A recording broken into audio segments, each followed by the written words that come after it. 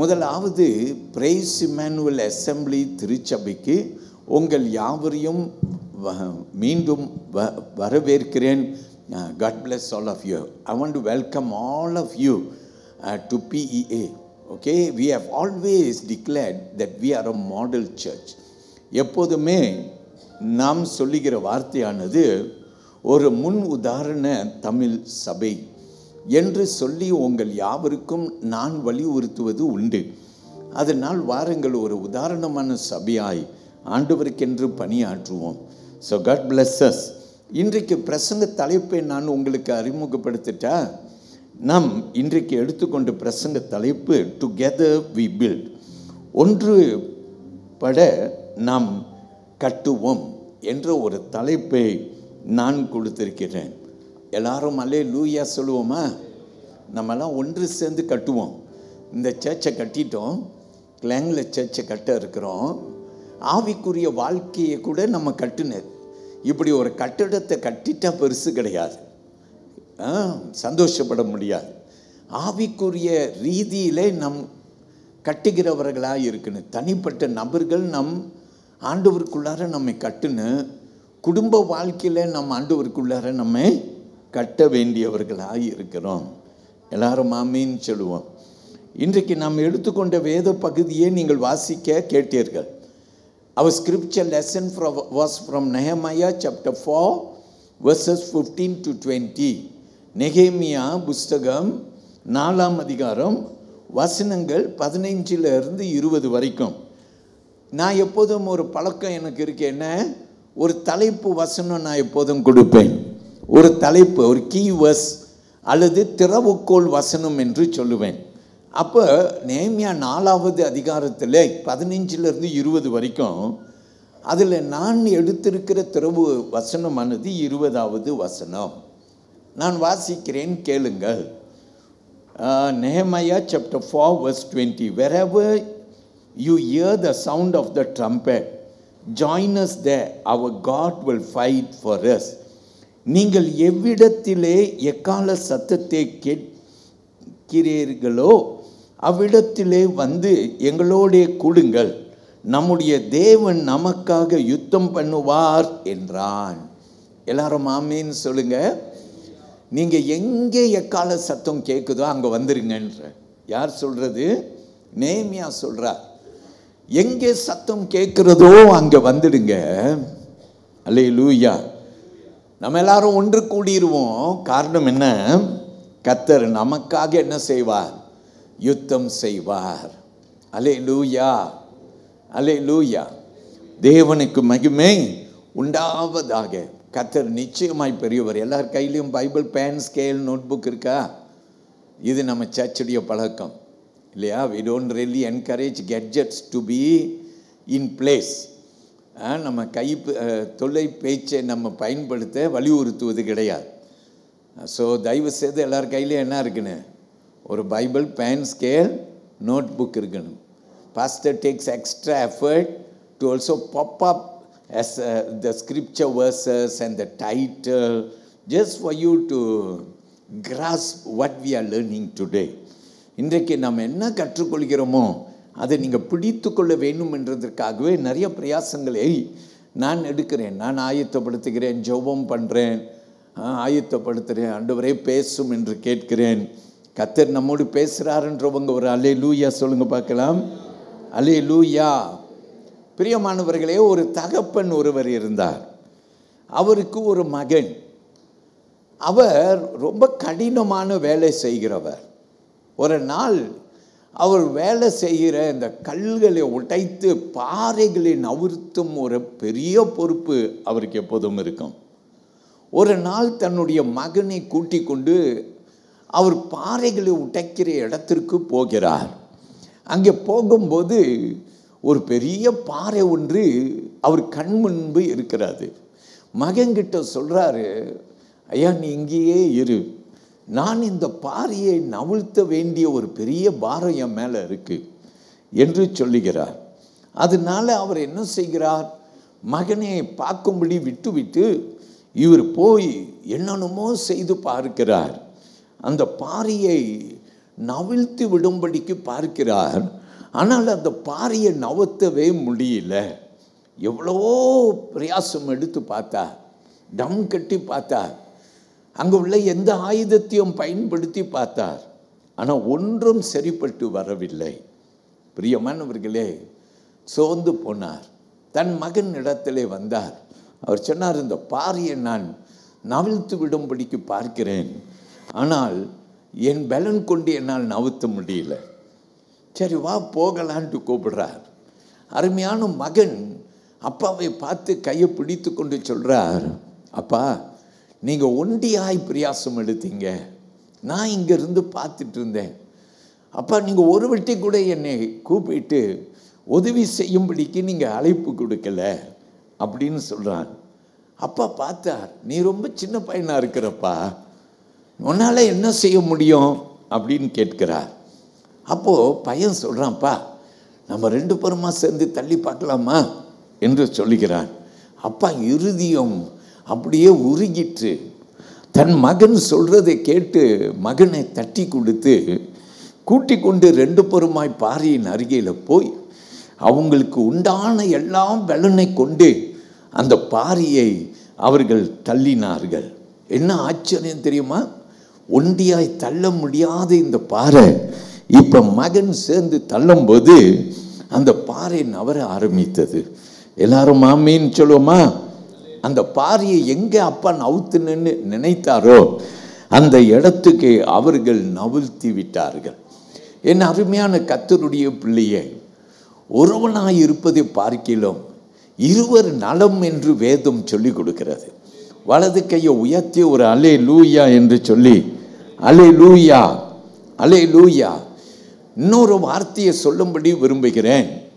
நாம் ஆண்டவருக்காக செயல்படும் போது தனியாய் செயல்படுவதை பார்க்கிலும் குழுவாய், இருவராய், மூவராய், அநேகராய் சேர்ந்து செயல்படுவதிலே கிடைக்கும் வல்லமை பெரிதாயிருக்கும். கணவன் ஊழியம் செய்தால் மனைவி துணையாய் நிற்பாளே என்றால் அதில் வரக்கூடிய இன்பமும் பிரியாசமும் பலமாயிருக்கும். ஆமேன்னு சொல்லுங்கள். ஒண்டியாயிருப்பதை பார்க்கலாம் இருவர் எப்போதும் பலன் தான். ஆமேன்னு சொல்லுங்க. அதனால ஊழியம் செய்கிறீங்களா, தனியாய் செய்கிறீங்களா, இணைந்து செய்யுங்க. கணவனுக்கு உதவுங்க, கணவனுக்கு துணையாய் நில்லுங்க, மனைவிக்கு துணையாய் நில்லுங்கள். ஹல்லேலூயா. கர்த்தர் நிச்சயமாய் உங்களுக்கு பெரிய காரியத்தை செய்வார். எல்லாரும் சொல்லுவோமா? ஹல்லேலூயா. இன்றைக்கு நாம் வாசிக்க கேட்ட வேத பகுதியை நீங்க பார்த்தீங்கன்னா, இந்த வேத பகுதி எருசலேம் மதிலை குறித்து சொல்லுகிறது. இந்த எருசலேம் மதில் இடிந்து போய் கிடக்கிறது. நெகேமியா பாபிலோன் அடிமைத்தனத்திலே கிடக்கிறார். அவருக்கு செய்தி வருகிறது, பாபிலோனுக்கு தூது அனுப்பி விடுகிறார்கள். எருசலேம் மதில்கள் இடிப்பட்டு எருசலேம் எரிக்கப்பட்டு சாம்பலாய் கிடக்கிறது என்று செய்தி வருகிறது. அப்போ நெகேமியா என்ன செய்கிறார்? துக்கிக்கிறார், அழுகிறார், ஜெபம் பண்ணுறார். ஆண்டவர்கிட்ட தன்னுடைய ஜனங்களுக்காக ஜெபம் பண்ணுறார். எல்லாரும் சொல்லுங்க ஆமேன். தம்முடைய ஜனங்களுக்காக ஜெபம் பண்ணுகிறார். சொல்லுவோமா? ஆமேன். நீங்க பாருங்க இந்த வசனத்தை, நெகேமியா 4ஆம் அதிகாரம் வாசிக்க கேட்ட 20வது வசனத்தை கவனிங்க. அந்த வசனம் நமக்கு என்னத்தை கற்றுக் கொடுக்கிறது என்று பார்ப்போம். ஜாயின் அஸ் தேர் என்று சொல்லி நெகேமியா ஒரு அழைப்பு கொடுக்கிறார். எக்கால சத்தம் கேட்கும் போது நான் தனியாய் நிற்க மாட்டேன், நீங்க எல்லாரும் வந்து கூடியிருங்க என்றார். ஒண்டியாய் இருப்பதோ பார்க்கிலும் கூட்டமாய் நிற்பது அதில் ஒரு பலன் உண்டு. அல்லேலூயா. நெகேமியா அந்த வசனம் 20 கவனிங்க சொல்லுகிறார். அவ்விடத்திலே வந்து எங்களோடு கூடுங்கள் என்று சொல்லுகிறார். எவ்வளவுக்கு எவ்வளோ நம்மலாம் ஒன்றாக இருக்கிறோமோ அவ்வளவுக்கு அவ்வளோ நமக்குள்ள பலன். குடும்பமாக இருக்கிறோமோ ஒரு பலன். மனைவி ஒரு பக்கம், கணவன் ஒரு பக்கம், பிள்ளைகள் ஒரு பக்கம், எல்லாரும் ஒரு பக்கமாக இருக்கிற குடும்பத்தை பாருங்க, சிதறி போய்விடும். ஒற்றுமை இருக்காது, சமாதானம் இருக்காது. புயல் அடித்து கொண்டே இருக்கும், பிரச்சனை மேலே பிரச்சனை வந்து கொண்டே தான் இருக்கும். அதனால தான் கர்த்தருடைய பிள்ளைகள் நாம் ஒருமித்து இருக்க வேண்டும். சாத்தானுடைய திட்டம் என்ன? நம்ம சிதறி அடிக்கப்பட வேண்டும். அல்லேலூயா. இயேசு இந்த பூமியிலிருந்து எடுத்துக்கொள்ளப்பட்ட பிற்பாடு வேதம் சொல்லுகிறது கிறிஸ்தவர்கள் துன்புறுத்தப்பட்டார்கள். அல்லேலூயா. எல்லாரும் சிதறடிக்கப்பட்டார்கள். நான் நினைக்கிறேன் சாத்தான் ஜெயித்து விட்டோம் என்று நகைத்திருப்பான், சிரித்திருப்பான். ஆனாலும் இவர்கள் சிதறப்பட்ட இவர்கள் கிறிஸ்தவர்கள் அங்கும் இங்கும் கூட ஆரம்பித்தார்கள். இப்ப சபை எருசலேம்ல மட்டும் இல்ல, எல்லா இடத்திலையும் பத்தி தீயாய் பிடித்து விட்டது. எல்லாரும் சொல்லுங்க ஹல்லேலூயா. கிறிஸ்தவர்கள் ஒன்றாய் இருப்போமே என்றால் ஜெயம் நமக்கே, வெற்றி நமக்கே. கிறிஸ்தவ குடும்பம் ஒன்னா இருக்குமே என்றால் அந்த குடும்பம் ஆசீர்வாதமாய் இருக்கும். உங்களுக்குள்ளார ஒற்றுமையை பிரிக்க கொண்டு வருகிற ஆவிகள் இன்றைக்கு உடையப்படுவதாக. உங்களுக்குள்ள வருகிற சலசலுப்புகள் எல்லாம் இயேசுவின் நாமத்திலே தூசியாய் குப்பையாய் போவதாக. என் தேவனுடைய வல்லமை உங்களை சூழ்ந்து கொள்வதாக. எல்லாரும் சொல்லுங்க ஹல்லேலூயா. இப்ப நேமியாவை பாருங்கள். எருசலேமிலே ஒரு பெரிய நெருக்கடி. There was a crisis in Jerusalem. The walls were shattered, the walls were broken, and enemies could attack at any time. பக்கத்து ஊரார்கள் யாருமே உள்ளுக்கு வந்து இவர்களை அடித்து போட்டுட்டு போக முடியும், இவர்களுக்கு உண்டான எல்லாவற்றையும் எடுத்துக்கொண்டு போக முடியும். ஆனால் வசனம் 20 மறுபடி கவனியுங்கள். Look at verse 20 one more time, because that is the key verse for us today. அதுவே நம்முடைய ஆதார அல்லது திறவுகோல் வசனம். ஏன் எல்லாரும் ஒன்று கூடுங்கள் என்று நேமியா எக்கால சத்தம் கேட்கையிலே எல்லாரும் ஒன்று கூடி வந்திருக்கின்ற. அப்போது நேமியா சொல்லுகிறார், நம்முடைய தேவன் நமக்காக யுத்தம் பண்ணுவார் என்றான். எல்லாரும் வலது கையை உயர்த்தி ஒரு ஆமீன் சொல்லுங்க.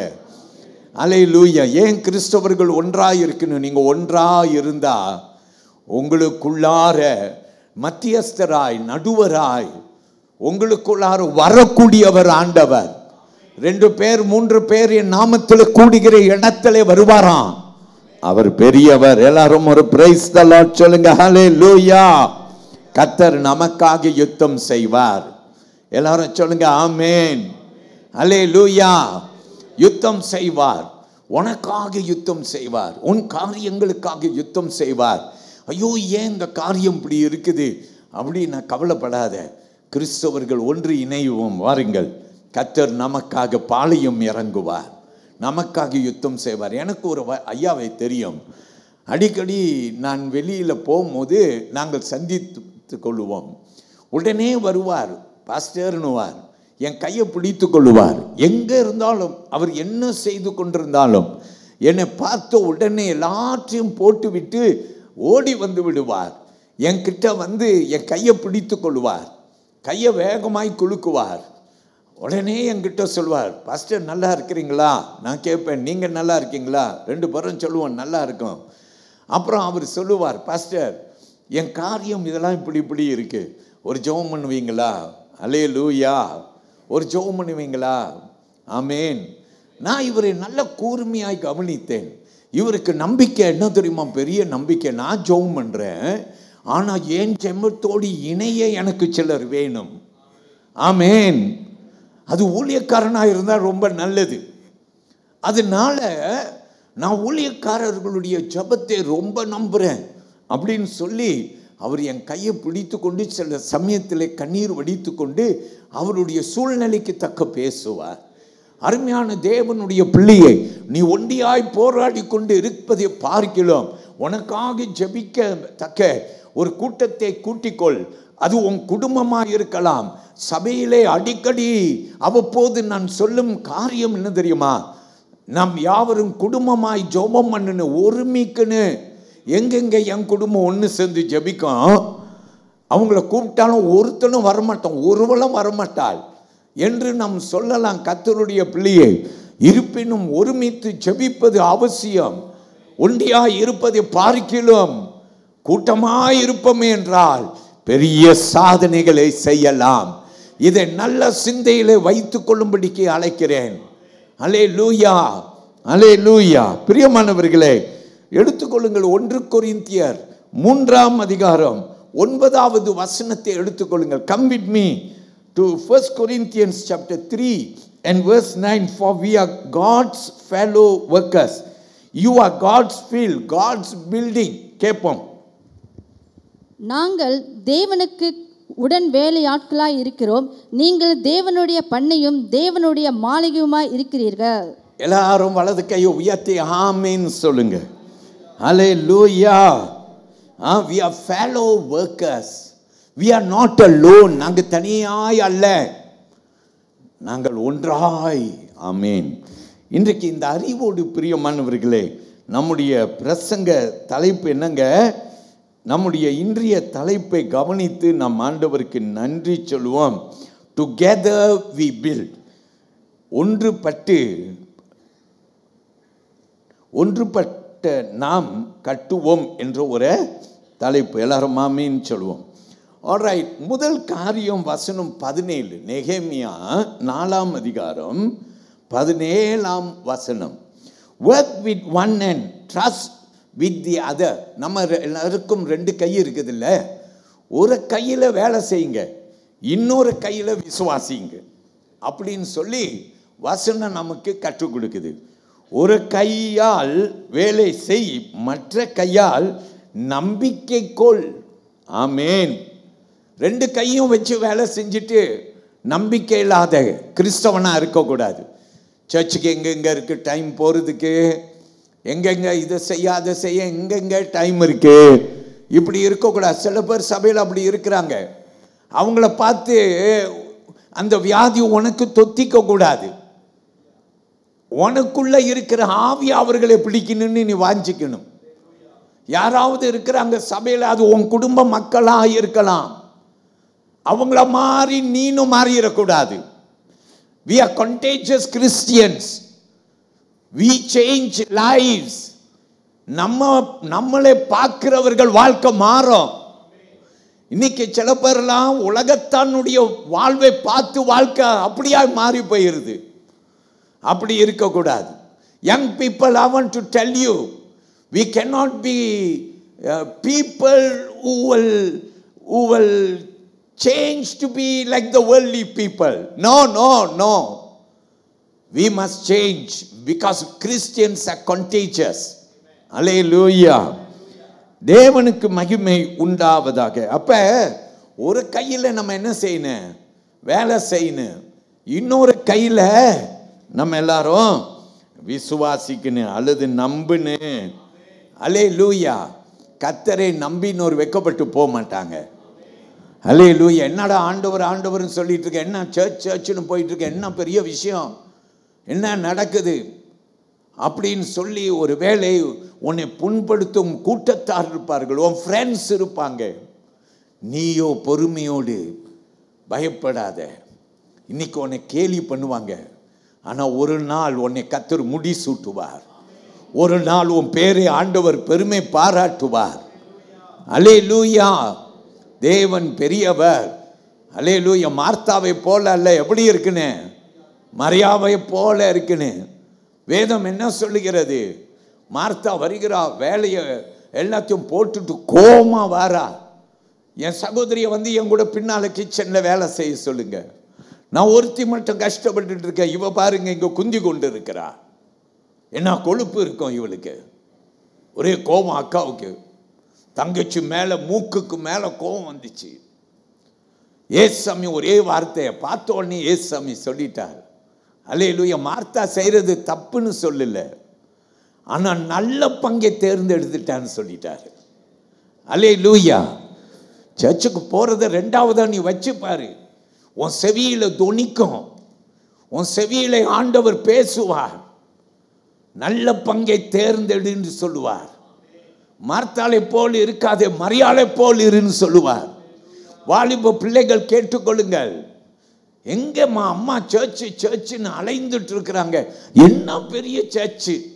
அல்லேலூயா. எனக்கு ஜோலி இல்லையா, எனக்கு வேலை இல்லையா? ஆண்டவர் குரல் சத்தம் உன் செவியிலே கேட்கட்டும். அல்லேலூயா. என்ன சத்தம்? என்ன கேட்குங்க உங்க செவியில? மார்த்தாள் என்ன தேர்ந்தெடுத்தாள்? நல்ல பங்கை தேர்ந்தெடுத்தாள்.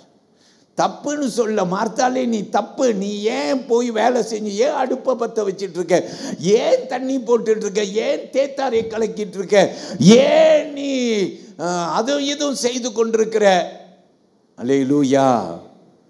மார்த்தாளுக்கு பாஸ்டர் சர்ச்சுக்கு வீட்டுக்கு வரார், நான் ஏதாவது பண்ணணும், ஐயோயோ ஐயோயோ ஐயோயோ, ஒரே மார்பிள் அடிக்குது, பெண்கள் புலம்ப சொல்லியா கொடுக்கணும்? அல்லேலூயா. நல்லா புலம்பி தீத்துடுவாங்க. நான் என்ன செய்வேன், நான் என்ன செய்வேன், நான் என்ன செய்வேன்? அருமையான கர்த்தருடைய பிள்ளையே, தேவன் பெரியவர். இயேசு ரொம்ப சிம்பிளாக சொல்றார், மரியாள் நல்ல பங்கை தேர்ந்தெடுத்தார். எல்லாரும் சொல்லுங்க ஆமேன். என் கூட பைபிளில் எடுத்துக்கொள்ளுங்க. இன்றைக்கி நாம் கற்றுக்கொள்ள போகிறோம். ஒரு கையில் வேலை, இன்னொரு கையில் விசுவாசம், நம்பிக்கை. எல்லாரும் ஆமேன்னு சொல்லுங்க. அல்லேலூயா, அல்லேலூயா. அப்போ இதை என்னத்தை காட்டுதுன்னா, நான் இங்கிலீஷில் விஜிலன்ஸ் அப்படின்னு சொல்கிறேன், காவல். கிறிஸ்தவன் தூங்கிடக்கூடாது, கிறிஸ்தவன் உறங்கிடக்கூடாது, விழித்திருந்து ஜெபம் பண்ணுங்கன்னு சொல்கிறார் ஆண்டவர். வேலை வேலை வேலைன்று ரெண்டு கையும் போட்டு உழப்பி அப்படிலாம் இருக்கக்கூடாது. கிறிஸ்தவன் அப்படி இருக்கக்கூடாது. கிறிஸ்தவன், அல்லேலூயா, கிறிஸ்தவன், எல்லாரும் சொல்லுங்க அல்லேலூயா, கண் விழிப்போடு வாழ்வான். அல்லேலூயா. இடம் எங்கே இருக்குன்னு மனசு, மனசு ஆண்டவர் கூட. சில பேர் என்கிட்ட முன்ன வந்து இப்படி சொல்லுவாங்க, பாஸ்டர் நீங்களாம் என்ன, நீங்களாம் பாஸ்டருங்க, தூங்குனா பாஸ்டர், எந்திரிச்சா பாஸ்டர், நீங்கள் எல்லாம் பாஸ்டர், எப்போதுமே பாஸ்டர். நாங்களாம் வேலைக்கு போகணும், எங்கள் ஃபுல் டைம் ஒர்க் எங்கே? வேலை. எங்கள் ஃபுல் டைம் ஒர்க் வேலை. அதெல்லாம் முடிச்சுட்டு தான் சர்ச்சுக்கு வந்து நாங்கள் என்ன செய்கிறோம்? ஊழியங்களெல்லாம் செய்கிறோம். நீங்கள் ஃபுல் டைம் ஒர்க்கே உங்கள் ஒர்க்கு பாஸ்டர் தான் சொல்லுவாங்க. அப்போ எனக்கு ஒரே குழப்பமாக இருக்கும். நான் வீட்டுக்கு போய் எப்போதும் ஆண்டவர்கிட்ட சொல்லுவேன், ஆண்டவரே நான் ஃபுல் டைம்ன்றவாங்க சொல்கிறாங்க, அவங்களாம் பார்ட் டைம்னு சொல்கிறாங்க, இந்த மென்டாலிட்டி எப்படி மாறும்னு தெரியலையே ஆண்டவரே, நான் என்ன செய்வேன் அப்படின்னு நிறைய நேரத்தில் புலம்பி இருக்கிற, மண்டைய செவுத்துலேயும் முட்டி பார்த்துருக்கிறேன். ஒருத்தனும் மாறின மாதிரி தெரியல. அல்லேலூயா. எல்லாருக்கும் என்ன, நாங்கள் ஃபுல் டைம் நாங்கள் வேலை செய்கிறோம். நாங்கள் இந்த மூளை இருக்கிறவன், நான் சொல்லுவேன் நம்மளுடைய மார்க்கெட் லாங்குவேஜை கருவாட்டு மூளை. இந்த மூளை இருக்கிறவன் என்னைக்கும் முன்னேற மாட்டான் ஆண்டவருக்குள்ளார. கர்த்தருடைய பிள்ளையை வேதம் என்ன தெரியுமா சொல்லி, ஒரு பக்தர் ஒரு நாள், நான் இதை பற்றி புலம்பிட்டு இருந்தேன். ஒரு நாள் நான் உட்காந்துருக்கேன், ஒரு ஊழியக்காரர் சொல்கிறாரு, வேலை செய்கிறவனே கேள், நாம் எல்லாரும் முழு நேரம் ஆண்டவருக்கு, பகுதி நேரம் தான் வேலை செய்கிறோம் அப்படின்னு சொல்கிறார். கைகளை தட்டி எல்லாம் தேவனை மகிமைப்படுத்து. யாரெல்லாம் நீங்கள் நினைக்கிறீங்க 8 to 5 நான் வேலை செய்கிறேன், அப்போ நீங்கள் உங்கள் கான்செப்ட் எப்படின்னா, நான் ஆண்டவருக்கு பார்ட் டைம் நேரம் கொடுக்குறேன் வைக்கிறேன், அப்படி அந்த மாதிரி நீங்கள் நினைக்கிறீங்க. அது உன் சிந்தை. ஆனால் கர்த்தருடைய பிள்ளையை நம்ம எல்லாரும் ஃபுல் டைம் ஆண்டவருக்கு. நீ வேலை இடத்துல கூட ஆண்டவருக்காக செயல்படலாம். என் சகோதரிகளை குறித்து சொல்லுவேன், பைபிள் காரில் ஒன்று இருக்கும், ஆஃபீஸில் ஒன்று இருக்கும். அவங்க கிட்ட வந்து ஜெபம் பண்ணுங்கன்னு சொன்னால், அவ்விசுவாசிகளாக இருந்தாலும் வேதத்தை திறந்து காட்டுவதற்கு உடனே வேதம் பைபிள் வேலையெல்லாம் ஒரு பக்கம் வச்சுட்டு பைபிளை எடுத்து காட்டி காரில் போய் உட்காந்து அவங்க கூட ஜெபம் பண்ணி அவங்கள கர்த்தருக்குள்ளார நடத்தக்கூடிய கிருபை பெற்றவர்கள். எல்லாரும் ஆமீன் சொல்லுங்க. இன்னைக்கு உன் மைண்ட் எப்படி தெரியுமா இருக்கு? Full time work. அதனால நீ வேலைக்கு போயிட்டா ஆண்டவர் சிந்தை கூட உனக்கு இருக்காது. அதனால தான் உலகத்தான் செய்கிற காரியங்களை எல்லாம் நீ செய்து உன் வாழ்க்கையை நீ வீணாக்கி கொள்கிறாய்.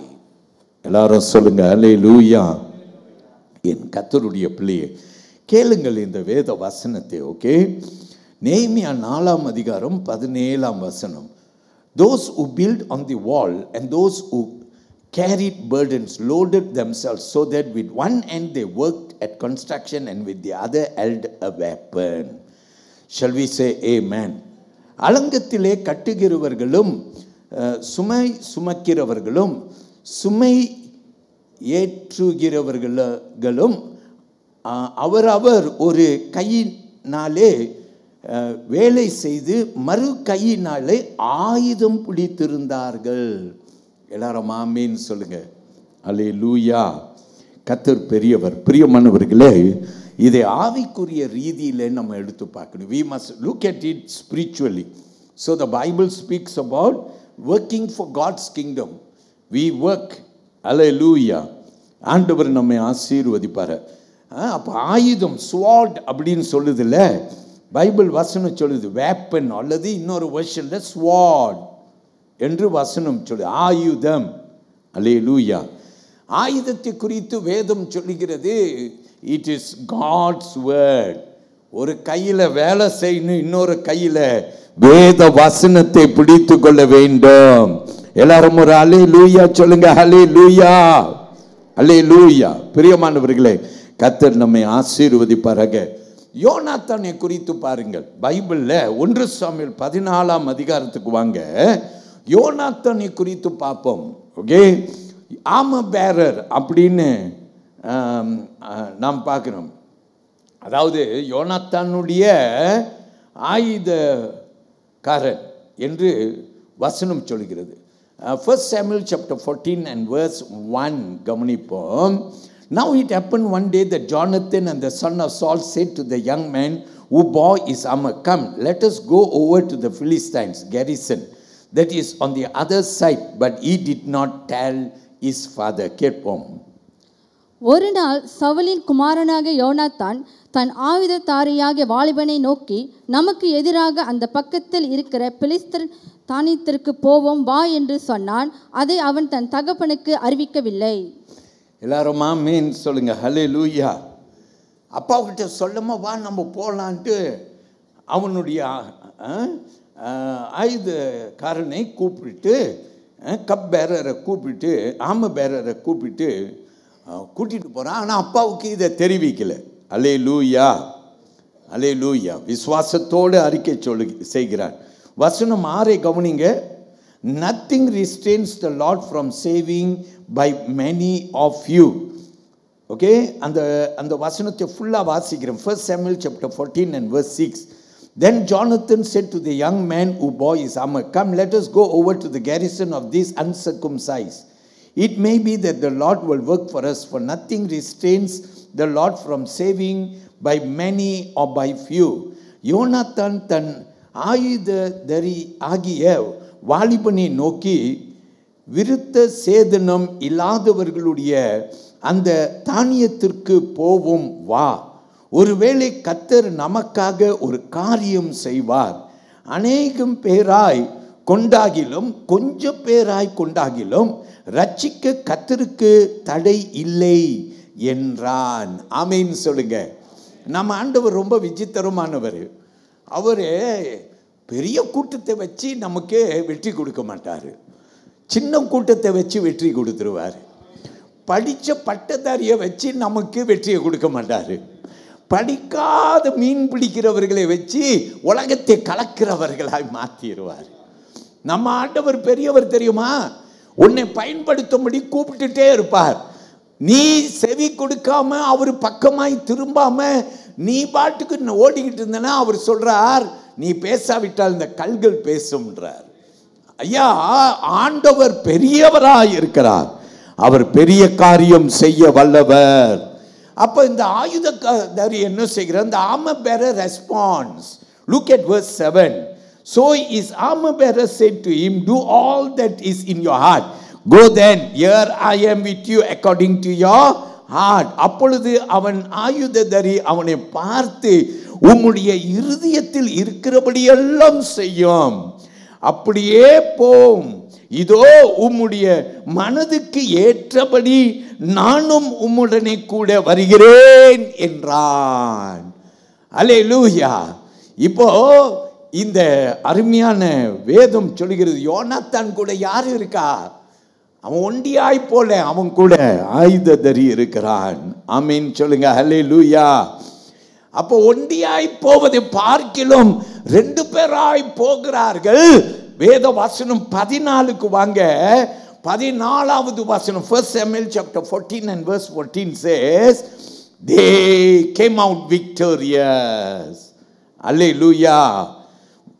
பாருங்கள், that first slaughter which Jonathan and his armor bearer made was about 20 men within about half an acre of land. வாசியமா கேட்போம். ஆமென். யோனத்தானும் அவன் ஆயுததாரியும் அடித்த அந்த முந்தின அடியிலே ஏறக்குறைய 20 பேர் அரையர் நிலமான விசாலத்திலே விழுந்தார்கள். எல்லாரும் ஆமென் சொல்லுங்க. ஹல்லேலூயா. கர்த்தருக்கு மகிமை உண்டாவதாக.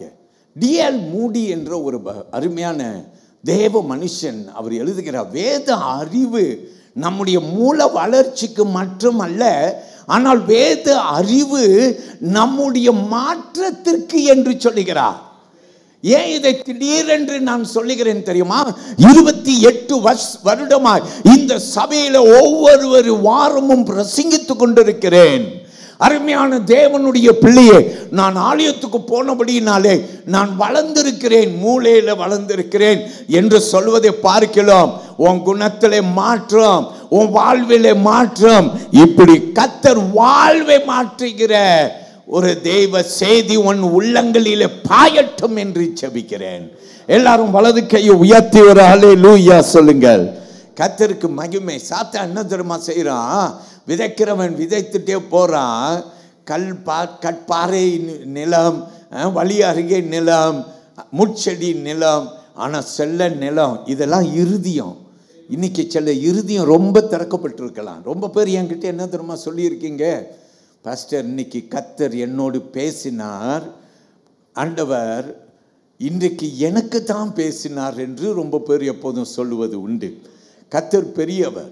பிரியமான தேவனுடைய பிள்ளையே, சிலர் இருதயம் திறக்கப்பட்ட இருதயம் இன்னைக்கு வசனம் உங்க உள்ளத்தில் பாய்ந்து ஆழமாக இடம் பெறுது. சில பேருக்கு சாத்தான் ஒரு வேளை அப்படியே ஒரு கழுகின் ரூபத்தில் வந்து விதைக்கப்பட்ட வசனத்தை கொஞ்ச நேரத்தில் அள்ளிட்டு போயிடும். அல்லேலூயா. கர்த்தருடைய பிள்ளை, தேவன் உன்னை ஆசீர்வதிப்பார்கள். அதனால தான் 1 பேதுரு புஸ்தகத்தில் 5ஆம் அதிகாரத்தில் 8ஆம் வசனத்தில் பேதுரு எழுதுகிறார். Look at 1 Peter chapter 5 and verse 8. Be sober, be vigilant, because your adversary the devil walks about like a roaring lion, seeking whom he may devour. தெளிந்த புத்தி உள்ளவர்களாய் இருங்கள், விழித்திருங்கள். ஏனெனில் உங்கள் எதிரி ஆகிய பிசாசானவன் கர்ச்சிக்கிற சிங்கம் போல் எவனை விழுங்கலாமோ என்று வகை தேடி சுற்றி திரிந்திருக்கிறான். ஆமீன் சொல்லுங்க. அல்லேலூயா. ஸோ பிரியமானவர்களே, வாங்க எல்லாரும் கவலைப்படாதீங்க. ஒரு கையில் வேலை செய்வோம், இன்னொரு கையில் ஆண்டவருக்காக வேதத்தை ஆயுதமாய் பிடிச்சுக்கங்க. அல்லேலூயா. நம்ம பட்டயம் வேதம் தான். சாத்தான் வருவான், பல ரூபத்தில் வருவான். அல்லேலூயா. எல்லா ரூபத்திலையும் வருவான். ஆமென். வேதத்தின்படி சத்ரு வீட்டிலேயே இருப்பான். அல்லேலூயா. நமக்கு விரோதமாக கிரியை செய்து கொண்டே இருப்பான். அல்லேலூயா. விசுவாசத்தை நம்ம அப்படியே விசுவாசத்தில் எழும்பும் போது அந்த விசுவாசம் மங்கி போகிறதுக்கு அப்படியே மூடி விடுவான். கர்த்தருடைய பிள்ளையை நீ அப்படி இருக்கக்கூடாது. நீ எழும்பு, எழும்பு. அல்லேலூயா. ஒரு ரட்சிப்பு வந்தது. 2வது காரியம், ஆண்டவருடைய வார்த்தை சொல்லுகிறது, stand together, don't stand alone. வசனம் 19, நெகேமியா 4ஆம் அதிகாரம் 19ஆம் வசனம். ஒன்றாய் நில்லுங்கள், தனியாக நிற்காதீர்கள். இதான் 2வது பாடம். ஒன்றியா நிற்காதீங்க. அல்லேலூயா. இணைந்து நில்லுங்கள். பார்ப்போம். நெகேமியா 4ஆம் அதிகாரம் 19ஆம் வசனம். Look at it. Then I said to the nobles, the rulers and the rest of the people, the work is great and extensive and we are separated far from one another on the wall. செவிட்டை கட்ட ஆரம்பிச்சுட்டாங்க, எல்லாரும் தூர தூரமாக இருக்கிறாங்க. அப்போ நெகேமியா சொல்லுகிறார், நான் பிரபுக்களையும் அதிகாரிகளையும் மற்ற ஜனங்களையும் நோக்கி, வேலை பெரிதும் விஸ்தாரமாய் இருக்கிறது, நாம் அலங்கத்தின் மேல் சிதறப்பட்டு ஒருவருக்கு ஒருவர் தூரமாயிருக்கிறோம். அல்லேலூயா. அல்லேலூயா.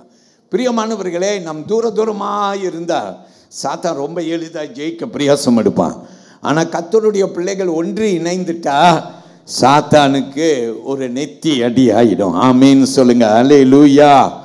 ஸோ அதனால தேவனை மகிமைப்படுத்துங்கள், கர்த்தர் பெரிய காரியம் செய்வார். ஒரு உதாரணத்துக்கு ஒரு பைபிள் ஒரு கதையை உங்களுக்கு சொல்லட்டா? ஒரு முறை இயேசு ஒரு வீட்டுக்கு போயிருக்கிறார். கூட்டத்தின் நெரிச்சலாய் இருக்கிறது. ஒரு திமிருவாதக்காரனை கூட்டாளிகள் சேர்ந்து தூக்கி கொண்டு வராங்க.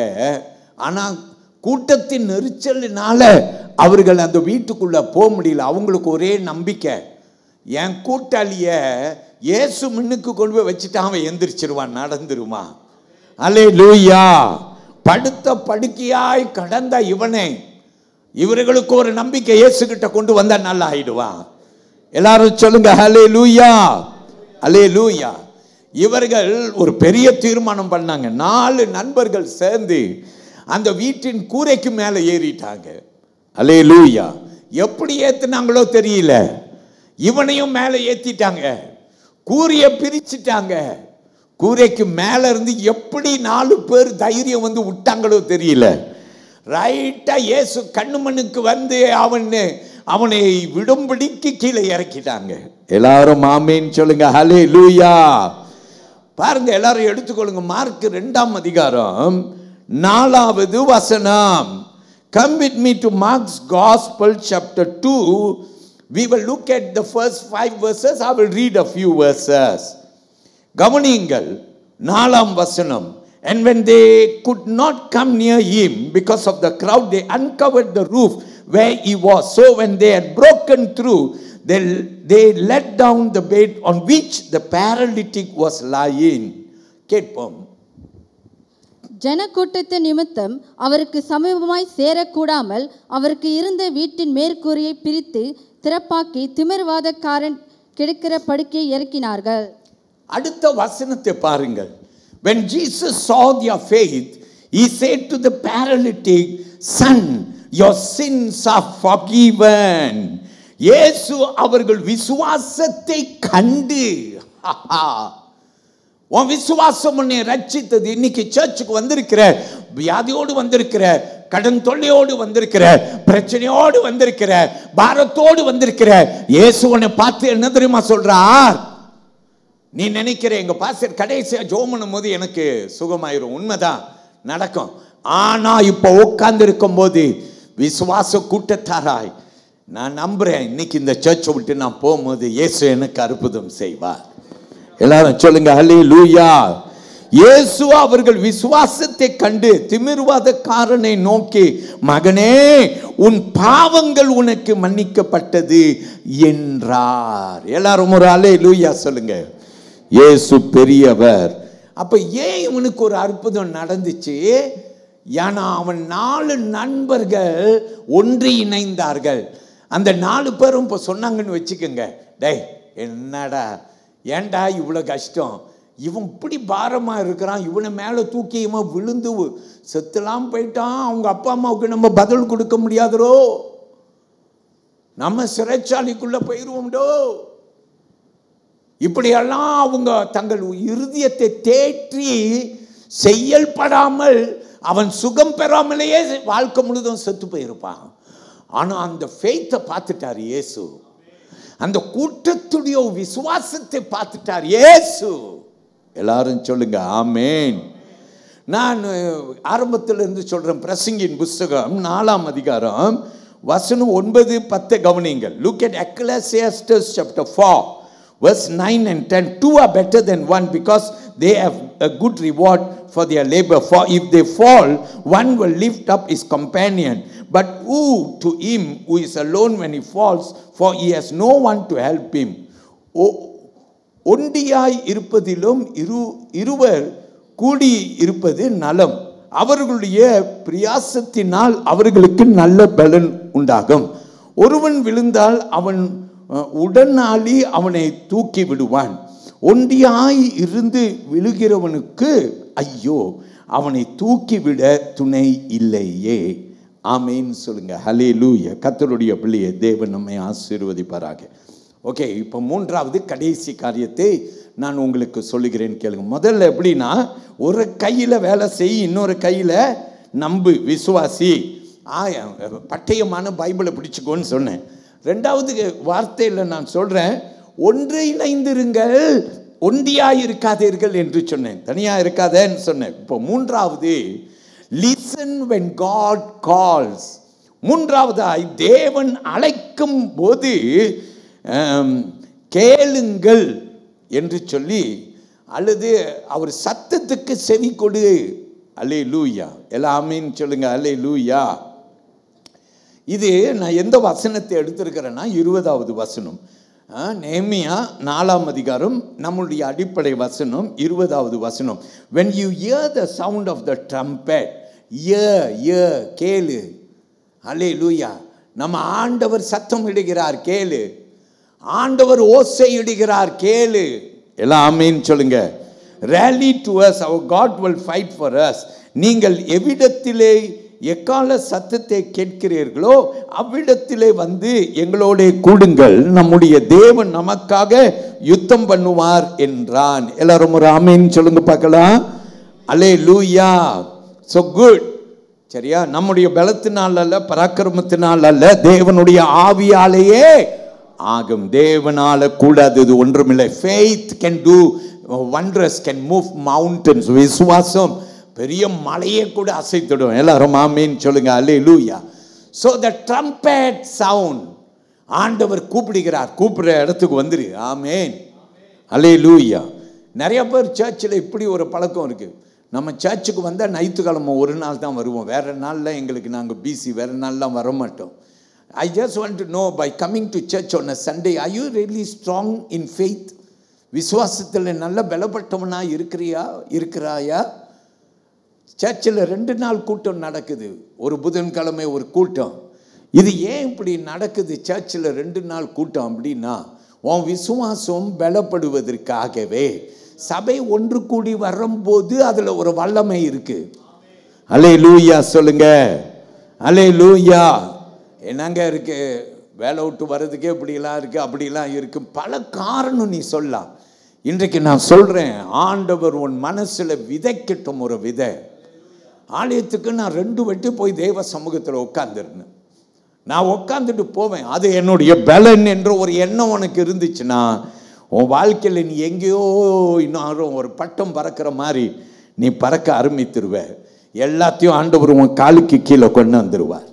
ஒரு உதாரணத்துக்கு ஒரு பைபிள் கதையை சொல்லுகிறேன், கேளுங்கள். 2 ராஜாக்கள் 4ஆம் அதிகாரம் வசனம் 1லிருந்து 7 வரைக்கும் எடுத்துக்கொள்ளுங்க. 2 ராஜாக்கள் 4ஆம் அதிகாரம் வசனம் 1லிருந்து 7 வரைக்கும். அதில் 1-2 வசனத்தை கேட்போம். வசனம் ஒரு விதவையை குறித்து பார்க்கிறோம். சரியா? ஒரு விதவை வீட்டில் பாத்திரங்களை தீர்க்கதரிசியான எலிஷா நிரம்ப பண்ணுகிறான். எண்ணெயினால் நிரம்ப பண்ணுகிறதே பார்க்கிறோம். ஏன்? அவ விதவை. சரியா? ரொம்ப ஏழை, தரித்திரத்தில் இருக்கிறார். 2 ஆண் மக்கள். அப்போ கடன் கொடுத்தவன் வீட்டில் வந்து தொல்லை பண்ணிக்கிட்டே இருக்கான். அவன் சொல்கிறான், உன்னால் காசு செலுத்த முடியாது, உன் பிள்ளைங்க 2ஐயும் அடிமையாக எனக்கு கொடுன்றான். அவள் ஓடி போய் ஊழியக்காரன்ட்ட ஓண்டு ஒப்பாரி வைக்கிறா. ஊழியக்காரன்ட்ட சொல்கிறா, நான் என்ன செய்வேன்னு சொல்கிறா. நான் என்ன செய்வேன்? அல்லேலூயா. என் பிள்ளைங்க, நான் ஏற்கனவே விதவை, கணவனை பறி கொடுத்து உட்காந்துட்டு இருக்கிறேன், இப்போ என் பிள்ளைகளையும் எடுத்துகிட்டு போயிடுவேன்னு சொல்கிறா. நான் என்ன செய்வேன்? அவர்களுக்காக அல்லவா நான் வாழ்கிறேன், என் பிள்ளைகள் அல்லவா என் வாழ்வு இனிமே. நிறைய பெற்றோர்களுக்கு அப்படிதான் இருக்கு உள்ளம். பிள்ளைகளுக்கு புரியாது, பிள்ளைகளுக்கு புரியாது. ஒரு காலத்தில் நான் வாலிபனாக இருந்தபோது எங்கள் அம்மா இதை சொல்லுவாங்க எப்போதும். நாங்கள் 11 பேர் இருந்தோம், நான் 7ஆவது பையன்.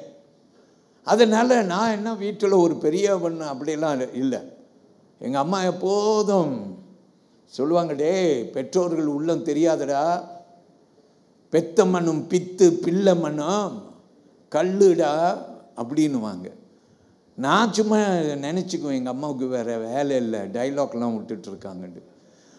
இன்றைக்கி காலம் பாருங்கள், கண்ணு மூடி திறந்த மாதிரி இருக்குது, காலம் ஓடிடுச்சு.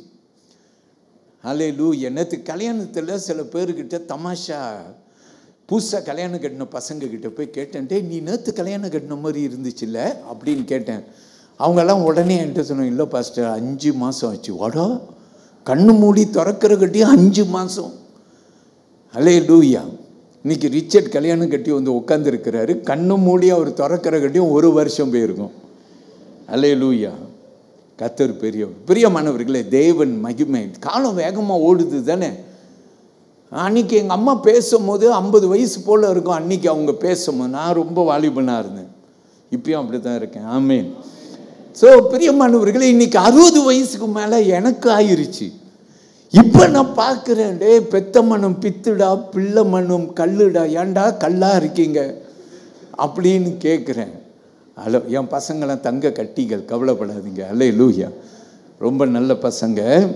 ஆண்டவருக்கு நன்றி சொல்கிறேன். சரியா பிரியமானவர்களே, தேவனுக்கு மகிமை செலுத்துவோம். ஸோ பிள்ளை எல்லாம் பெற்றோர்களுக்கும் பிள்ளை, எல்லா பெற்றோர்களும் பிள்ளைகளை நினைத்து பிள்ளைகளுக்காக தான் வாழ்கிறேன்றாங்க. நான் எதுக்குடா அப்போ வாழ்கிறேன்? பிள்ளைங்களுக்காக தான் வாழ்கிறேன், வேற எதற்கு நான் வாழ்கிறேன்? உண்மை தானே? அப்போ எனக்கு புரியல, ஏன்னா நான் பிள்ளை ஸ்தானத்தில் இருந்தேன். இப்போ நான் அப்பா ஸ்தானத்தில் இருக்கும் போது அன்னைக்கு எங்கள் அம்மா விட்ட டைலாக்லாம் இன்னைக்கு நான் டைலாக்காக பேசுகிறேன். இன்னைக்கு அது எனக்கு என்னன்ட்டும் புரியுது. அல்லேலூயா. சில வாலிப பசங்க இருக்காங்க, பிள்ளைங்களை பார்க்கவே மாட்டாங்க. எனக்கு ஒரு முறை ஞாபகம் இருக்குது. ஒரு அம்மா தன்னுடைய பிள்ளை வாயில் சாப்பாடு வைக்குது. அந்த பிள்ளை வாயில் அப்படியே வெளியே எடுக்குது. அந்த அம்மா அதை அழகாக எடுத்து வாயில் போட்டு அந்த அம்மா போயிட்டுருக்கு. ஒரு பையன், வாலிப பையன் பார்த்தா பேக் அப்படின்னா பேக்குண்ணா. உண்மை தானே? வாயிலிருந்து எடுத்து இவங்க வாயில், அம்மா எடுத்து வாயில் வச்சுக்கிட்டாங்க. அம்மாவுக்கு கஷ்டமாக ரொம்ப நினைக்கிறேன். அதோடைய டேஸ்ட் கூட இருந்திருக்கும். இப்போ எனக்கு புரியுது. அல்லேலூயா. இப்போ புரியுது. அப்போ நானும் ஒரு வேளை வாந்தியே எடுத்துருந்துருப்பேன். அப்போ பிரியமான கர்த்தருடைய பிள்ளைய, தேவனுக்கு மகிமை உண்டாகட்டும்.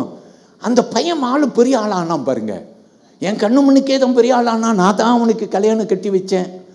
இப்போ பிள்ளைய இடுப்பில் இவன் தூக்கிக்கிட்டு குடம் தூக்குற மாதிரி தூக்கிக்கிட்டு நடக்கிறான்.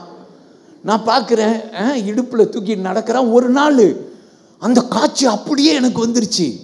அவன் பிள்ளை அப்படியே வாயிலிருந்து என்னத்தையோ வெளியே விடுது. அவன் தூக்கி வாயில் வச்சுக்கிட்டான். அட பாவி டேய், அன்னைக்கு நீ இப்படி அப்படி நான் செஞ்சேனான்னு கேட்குறான் என்கிட்ட. அருமையான கர்த்தருடைய பிள்ளைய, தேவன் பெரியவர். தன் குஞ்சி பொன் குஞ்சின்னு பெரியவங்க சும்மாவா சொன்னாங்க? தன் குஞ்சி பொன் குஞ்சி. எல்லாரும் ஆமீன்னு சொல்லுங்க. பிரியமானவர்களே, இந்த தாய் அழுகிறாள். சரியா? 3வது வசனம், 2 Kings chapter 4 and verse 3, verse 1 வாசிக்கிறேன். தீர்க்கதரிசிகளுடைய புத்திரரில் ஒருவனுக்கு மனைவியாய் இருந்த ஒரு ஸ்திரீ எலிசாவை பார்த்து, உமது அடியான் ஆகிய என் புருஷன் இறந்து போனான். உமது அடியான் கர்த்தருக்கு பயந்து நடந்தான் என்பதே அறிவேர். கடன் கொடுத்தவன் இப்போது என் 2 குமாரரையும் தனக்கு அடிமைகளாக்கி கொள்ள வந்தான் என்றாள். எல்லாரும் ஆமென் சொல்லுங்க. 3வது வசனம் கேளுங்க. Then he said, go borrow vessels from elsewhere, everywhere, from all your neighbors, empty vessels, do not gather just a few. அப்பொழுது அவன், நீ போய் உன்னுடைய அயலான் வீட்டுக்காரர் எல்லாரிடத்திலும் அநேகம் வெறும் பாத்திரங்களை கேட்டு வாங்கி. எல்லாரும் ஆமென் சொல்லுங்க. பிரியமானவர்களே, வெறும் பாத்திரத்தை கொண்டு வா. அப்புறம் நீங்க வசனம் பார்ப்பீங்க. Look at verse 6. So she went from him and shut the door behind her, and her sons who brought the vessels to her, and she poured it out. Now it came to pass, when the vessels were full, that she said to her son, bring me another vessel. அவனிடத்தில் இருந்து போய் தன் பிள்ளைகளுடன் கதவை பூட்டிக் கொண்டு, இவர்கள் பாத்திரங்களே அவள் இடத்தில் கொடுக்க அவள் அவைகளில் வார்த்தாள். அந்த பாத்திரங்கள் நிறைந்த பின் அவள் தன் மகன் ஒருவனை நோக்கி, இன்னும் ஒரு பாத்திரம் கொண்டு வா என்றாள். அதற்கு அவன், வேறு பாத்திரம் இல்லை என்றான். அப்பொழுது எண்ணெய் நின்று போயிற்று. கவனிங்க, எண்ணெயை ஊத்திட்டே இருக்கா. ஒரு பாத்திரத்திலும் ஊத்துறா. ஒரு சின்ன பாத்திரத்தில் என்ன இருக்கு? பெரிய பெரிய பாத்திரம்லாம் இருக்கு, எல்லாம் நிரம்ப நிரம்ப இந்த பாத்திரத்தில் எண்ணெய் குறையவே இல்லை, எண்ணெய் ஊத்திட்டே இருக்கு. அது என்னன்னு நினைக்கிறீங்க? அதிசயம். எல்லாரும் சொல்லுங்க, அதிசயம், அற்புதம். அப்ப யார் செஞ்சிருப்பா அந்த அதிசயம் அற்புதம்? ஆண்டவர். எல்லாரும் அல்லேலூயா சொல்லுங்க, அல்லேலூயா. வசனம் 7 பாருங்க. Then she came and told the man of God, and he said, go sell the oil and pay your debt, and you and your sons live on the rest. அவள் போய் தேவனுடைய மனுஷனுக்கு அதை அறிவித்தாள். அப்பொழுது அவன், நீ போய் அந்த எண்ணெயை விற்று உன் கடனை தீர்த்து மீந்ததை கொண்டு நீயும் உன் பிள்ளைகளும் ஜீவனம் பண்ணுங்கள் என்றான். எல்லாரும் ஆமென் சொல்லுங்க, அல்லேலூயா. என் அருமையான கர்த்தருடைய பிள்ளைகளே, தேவன் அற்புதம் செய்ய வல்லவராக இருக்கிறார். எல்லாரும் சொல்லுவோம் ஆமென். தேவ வார்த்தையை கேளுங்க. ஒரு கையில வேலை, இன்னொரு கையில கர்த்தர வசனத்தை பிடிச்சுக்கங்க. ஒன்றையா இருந்து செயல்படாதீங்க, இணைந்து செயல்படுங்க. யாரெல்லாம் கமிட்டி அது இதெல்லாம் இருக்கீங்களோ ஒன்றியா செயல்படாதீங்க, கூட்டமா செயல்படுங்க. மோசே என்பவன் ஒன்றியா செயல்பட்டு அப்படியே சோர்ந்து போயிட்டான். அல்லேலூயா. அவனுடைய மாமனார் சொல்றாரு, உன் கூட வேலை ஆட்களை சேரு. அப்புறம் தான் எல்லாத்தையும் வேலையை பிரித்து கொடுக்குறான். அப்புறம் பார்த்தா ஊழியம் வளருது. ஆமேன்னு சொல்லுங்க. கர்த்தருடைய பிள்ளைய சபை வளரும், உன் குடும்பம் வளரும், உன் காரியங்கள் ஆசீர்வதிக்கப்படும். கர்த்தர் உனக்கு பெரிய காரியம் செய்வார். எல்லாரும் ஆமேன் சொல்லுவோமா? அல்லேலூயா. தேவனுக்கு நம்ம என்ன செலுத்துவோம்? மகிமை செலுத்துவோம். எல்லாரும் சொல்லுங்க ஆமேன். பிரியமானவர்களை, கர்த்தர் பெரியவர். நம் ஆண்டவருக்கு நன்றி சொல்றேன். இதுடன் தேவன் பெரியவர் என்று நன்றி சொல்லி வாருங்கள், நாம் யாவரும் எழுந்து நின்று கர்த்தர் நாமத்தை உயர்த்துவோம். தேவனுக்கு மகிமை. Praise the Lord.